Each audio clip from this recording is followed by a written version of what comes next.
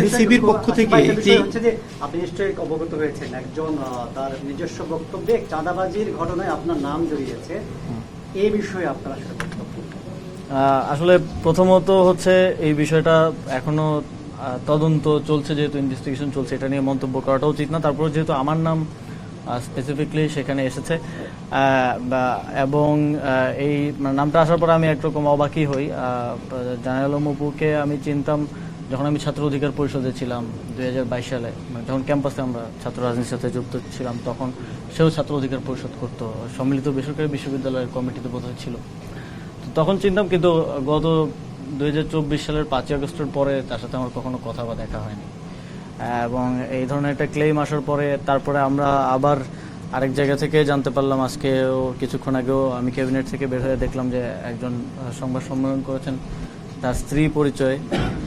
আমি খোঁজ নেওয়ার চেষ্টা করছি যে আসলে কী ঘটনা। তবে তিনি সেখানে দাবি করেছেন যে অপুকে গুম করে নিয়ে এই স্টেটমেন্ট আদায় করা হয়েছে জোরপূর্বক। যদি এরকম কিছু হয়ে থাকে, এটা আসলেই অত্যন্ত শঙ্কাজনক। 5ই আগস্টের পরের বাংলাদেশে আমরা যদি আবারও আগের মতো, এটা আসলে ঢাকা বিশ্ববিদ্যালয়ের গেস্ট রুম হতো, আপনারা জানেন আমাদের এখানে আয়নাঘর ছিল, যেগুলো 5ই আগস্টের গণঅভ্যুত্থানের ফলে এখন অকার্যকর।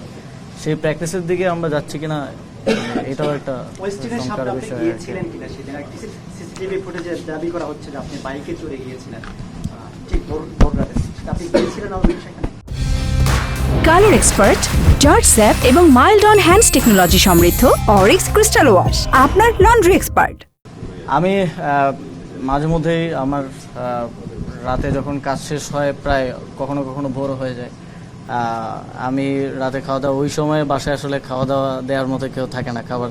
তো আমি মাঝে মধ্যে বেশিরভাগ সময় যাই 300 ফিটের নীলা মার্কেট বলে একটা জায়গা আছে, আপনারা জানেন, ওখানে হাঁসের মাংস খুব ভালো পাওয়া যায়।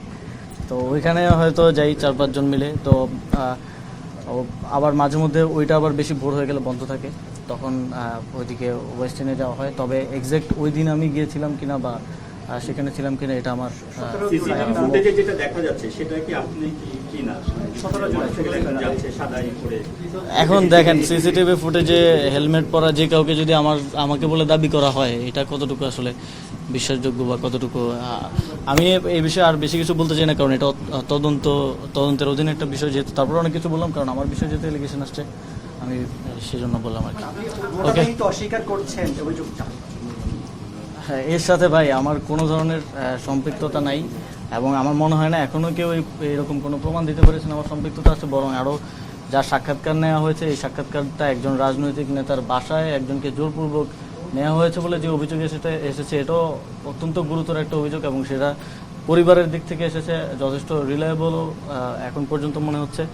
তো এর সাথে যে আমার সংশ্লিষ্টতার যে কথা বলা হচ্ছে, সেটা সম্পূর্ণ রাজনৈতিক উদ্দেশ্য প্রণোদিত। এরকম অনেক কিছু আপনারাও ইতিপূর্বে দেখেছেন, আমরা সেগুলো ডিবাঙ্ক করেছি, এবং এখন দেখছেন, সামনেও হয়তো দেখবেন। এই আর কি। ধন্যবাদ, থ্যাংক ইউ। আর কিছু না।